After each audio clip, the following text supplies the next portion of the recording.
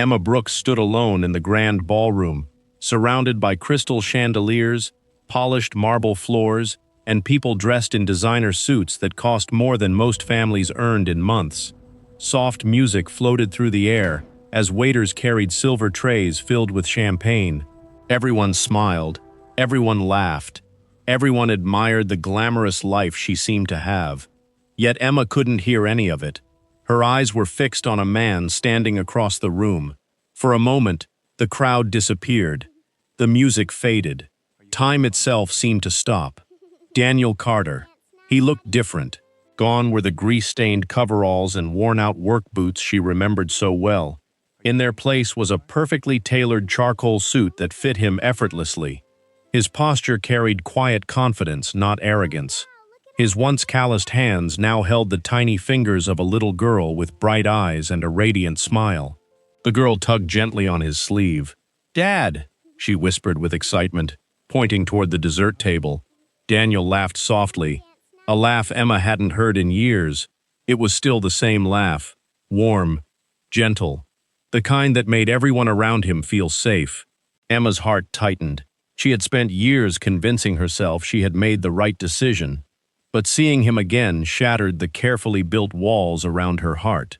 Her husband, Nathan Sterling, was standing only a few feet away, engaged in a conversation with investors. He didn't notice the tears beginning to gather in Emma's eyes. He rarely noticed. Daniel looked up. Their eyes met. Neither of them moved. Neither of them spoke. In that silent moment, Emma wasn't standing in a luxurious ballroom anymore. She was 24 again, standing beside an old pickup truck under a sky full of stars. 8 years earlier, Willow Creek wasn't the kind of town that attracted tourists. There were no skyscrapers, no luxury hotels, no famous landmarks, just tree-lined streets, family-owned businesses, and neighbors who knew one another by name. It was the kind of place where people waved from their front porches and children rode bicycles until sunset. Daniel Carter had lived there his entire life. Every morning before sunrise, he unlocked the doors to Carter Auto Repair, the small garage his father had opened nearly 30 years earlier. The shop wasn't impressive. The faded blue sign had begun peeling years ago. The waiting room held mismatched chairs. The coffee machine worked only when it felt like it. But customers kept returning for one simple reason: Daniel. He never overcharged anyone. If an elderly widow couldn't afford the repairs, he quietly reduced the bill. If a struggling college student needed transportation to keep a job, Daniel often fixed the car before discussing payment. His father sometimes shook his head. "You'll never get rich this way." Daniel only smiled. "I'd rather sleep well than get rich by taking advantage of people." That was simply who he was. Emma Brooks first met Daniel because of a flat tire. She had just accepted her first marketing job in Willow Creek after graduating from college. On her way to work, one of her tires burst along a quiet country road. She stared helplessly at the damaged wheel. "I have absolutely no idea what I'm doing," she muttered. As if on cue, an old blue pickup truck pulled over. A young man climbed out, wiping grease from his hands with an already dirty cloth. "Need some help?" Emma hesitated. "I don't really know how to change a tire." Daniel smiled. "Good thing I do." Within 15 minutes, the spare tire was installed. Emma reached for her purse. "How much do I owe you?" Daniel looked genuinely surprised. "Owe me? You fixed my tire." He laughed. "I changed your tire. That's different," she insisted. "I can't let you leave without paying." Daniel scratched the back of his neck. "All right." Emma began pulling out bills. Daniel grinned. "You can buy me a cup of coffee sometime." She blinked. "That's your price?" "It's the most expensive coffee I'll ever have if you say no." Emma couldn't help laughing. "Then I guess I owe you coffee." Neither of them realized that a flat tire had just changed both of their lives. Their first date lasted nearly 4 hours. Not because they planned it, because they never ran out of things to talk about. Emma loved books. Daniel preferred documentaries. Emma dreamed of traveling the world. Daniel dreamed of expanding the repair shop so his father could finally retire. They were different in many ways, but their values matched perfectly. They believed kindness mattered. Family came first. Promises should be kept. And love wasn't something you said, it was something you showed. Weeks became months. Months became years. Soon everyone in Willow Creek knew them as inseparable. Saturday mornings meant breakfast at the same little diner. Sunday afternoons meant walks around Willow Lake. Every Christmas, Daniel helped Emma decorate her mother's house before decorating his own. When Emma caught the flu one winter, Daniel slept in an uncomfortable chair beside her bed for 2 nights, refusing to leave until her fever broke. He never complained, never expected praise. He simply loved her, completely, quietly, without conditions. One evening, they sat on the hood of Daniel's pickup truck overlooking the lake. The sky glowed orange as the sun slowly disappeared beyond the trees. Emma rested her head against his shoulder. "Do you ever wish you had a different life?" Daniel thought for a moment. "Sometimes. What would you change?" "I'd like to give my dad an easier life." "And after that?" He smiled. "I'd build a little house." Emma laughed. "Just a little one? I don't need a mansion. What would it look like?" Daniel looked across the water. "Big front porch." "Okay. A swing." Emma nodded. "Flowers." She smiled. "What else?" He turned toward her. "You." Emma's cheeks flushed. "You already planned where I'd live?" "I was hoping you'd say yes." She laughed. "You haven't even proposed." "I know. So why are you planning our porch?" "Because someday," he said softly, "I want our children to sit on that swing while we watch the sunset together." Emma's eyes filled with tears. "You're impossible." "I'll take that as a maybe." She kissed him before he could say another word. At that moment, she believed nothing in the world could separate them. She couldn't have known that life rarely destroys love all at once. Sometimes, it does so one small sacrifice at a time. As autumn turned to winter, dark clouds gathered over Carter Auto Repair. A large national dealership opened just outside Willow Creek, offering discounted repairs and flashy advertisements that drew customers away. Week after week, the shop grew quieter. Bills piled up on the office desk. Machines broke down faster than they could be repaired. Daniel began arriving before dawn and leaving long after sunset. The dates became less frequent. The phone calls became shorter.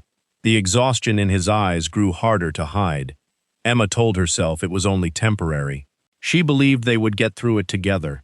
Neither of them realized that the hardest test of their relationship had only just begun. And somewhere, hundreds of miles away, a wealthy businessman named Nathan Sterling was about to enter Emma's life. At first, Emma didn't notice the change. Love has a way of masking exhaustion. Daniel still smiled when she called, still tried to make time for her, still showed up with small gestures, her favorite coffee, a handwritten note, a quick kiss before rushing back to the shop. But something was slipping. The repair shop had gone quiet, too quiet. Customers who once filled the waiting room now drove past without stopping. The new dealership on the edge of Willow Creek had changed everything. Cheap prices, fast service, shiny marketing that made Carter Auto Repair feel like a relic of the past. Daniel didn't complain. He just worked harder. 16-hour days became normal. Sleep became optional. One evening, Emma walked into the shop unannounced. The smell of oil and metal filled the air. Daniel was under a lifted car, his voice echoing from beneath it. "Just a minute." When he finally slid out, his face was tired in a way she hadn't seen before. "You should have told me you were coming," he said, forcing a smile. "I wanted to surprise you." He looked around the empty garage. "I wish I had better surprises for you." Emma shook her head quickly. "I don't need anything fancy." But Daniel didn't answer, and that silence felt heavier than words. Days turned into weeks. Emma got promoted at work. New clothes, new office, new expectations. And then she met Nathan Sterling. He entered her world like a different universe had opened. Confident, controlled, effortless. He didn't ask about her dreams. He assumed they would already come true. He didn't talk about struggle. He talked about expansion. One evening after a business event, he offered her a ride. "You shouldn't be waiting for buses after nights like this," he said. Emma hesitated, but she got in. That was the first mistake. Nathan's world was everything Daniel's wasn't. Luxury restaurants instead of roadside diners. Imported wine instead of shared milkshakes. Private chauffeurs instead of worn-out pickup trucks. He never seemed tired, never seemed uncertain, and most dangerously, he always seemed available. When Emma called Daniel, he often didn't pick up. When she visited him, he was either working or too exhausted to talk. When she needed emotional comfort, he was fixing something that broke again. Nathan, however, always responded, always listened, always appeared at the right moment. One night, he said something that stayed in her mind. "You're trying to build a future with someone who is still trying to survive his present." Emma didn't respond. But she didn't forget it either. Daniel noticed the distance first. Emma stopped laughing as easily, stopped staying as long, stopped looking at him the same way. One rainy night, he finally asked, "Are you still happy with me?" Emma froze, because the truth was complicated. She still loved him, but love was no longer the only thing she was thinking about. Daniel pulled out a small velvet box. "I've been saving for this for a long time." Inside was a simple ring, nothing flashy, just honest. "I know it's not much," he said quietly, "but I promise you, I'll spend my life making up for everything I can't give you right now." Emma felt her chest tighten. Daniel smiled gently. "Just say yes, and I'll figure out the rest." That was the moment everything broke, because Emma realized Daniel would always choose her, even if she was about to walk away. "I can't," she whispered. Silence. No anger, no shouting, just acceptance that hurt more than anything else. "Okay," Daniel said softly, and he closed the box. Emma married Nathan Sterling 1 year later. The wedding was perfect. Too perfect.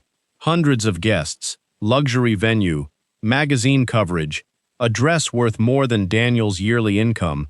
Everyone called her lucky. Everyone said she had upgraded her life. Emma smiled for the cameras, but something inside her stayed behind in Willow Creek. Daniel never chased her, never begged, never called again. He simply disappeared from her world. But what no one knew was that he didn't stay broken. He rebuilt everything. The shop expanded, then became a chain, then became a respected automotive brand across the region. Carter Auto Solutions. Built not from revenge, but from silence. Nathan, meanwhile, gave Emma everything except presents. Business trips replaced dinners. Meetings replaced conversations. Success replaced intimacy. She lived in luxury, but slept in loneliness. And slowly, she began to understand something painful. You can have everything and still feel empty. 8 years passed. Emma became a name in elite circles. Nathan became even more powerful. But their marriage became a routine of polite distance. Then came the charity fundraiser, and everything collapsed in a single moment. Across the ballroom, she saw him, Daniel Carter, but not the same Daniel. He was confident now, successful, calm in a way that didn't need validation. And beside him, a little girl held his hand, laughing, trusting him completely. Emma couldn't breathe properly, because that laugh was the same laugh she once loved. Daniel looked up. Their eyes met, and the past returned instantly. Emma found him later outside the balcony. The noise of the party faded behind them. Only silence remained. "I didn't think I'd ever see you again," she said. Daniel nodded. "I didn't think you'd want to." That line hit harder than anger ever could. Emma's voice shook. "I thought I was choosing stability." Daniel looked at her. "You were." A pause, but not happiness. Silence stretched between them. Then Emma finally said it. "I was wrong."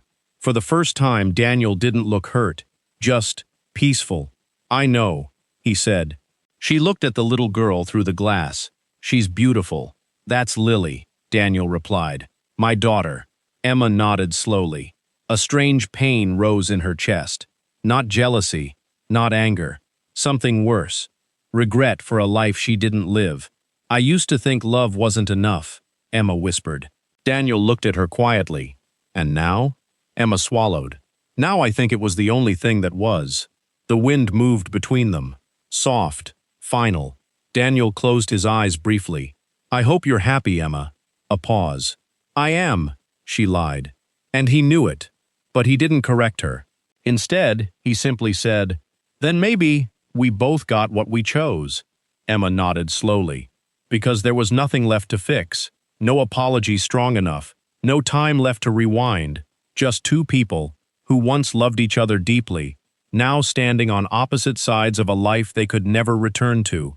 Emma watched Daniel walk back into the ballroom, holding his daughter's hand, smiling, whole, and for the first time, she understood the true meaning of regret, not pain, not sadness, but the realization that life continued, just not the way you once imagined it.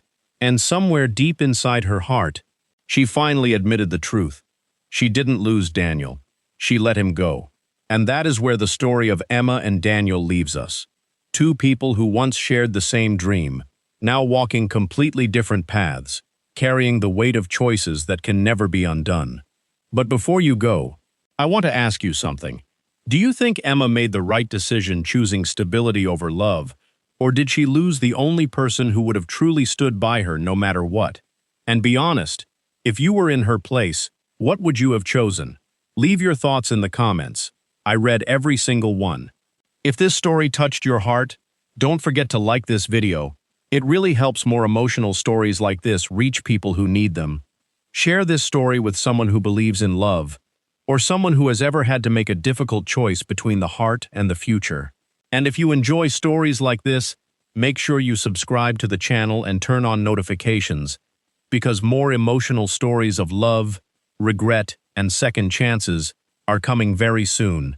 Sometimes, the hardest part of life is not the choice we make, it's living with the one we made.